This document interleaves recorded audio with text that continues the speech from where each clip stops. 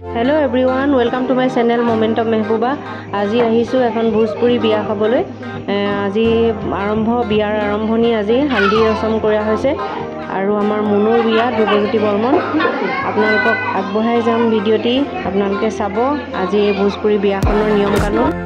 মুনুৰ হালদিৰ ভিডিঅ' কৰিছোঁ দেই, কি যিমান দিম তুমি চাবা ভিডিঅ'টো।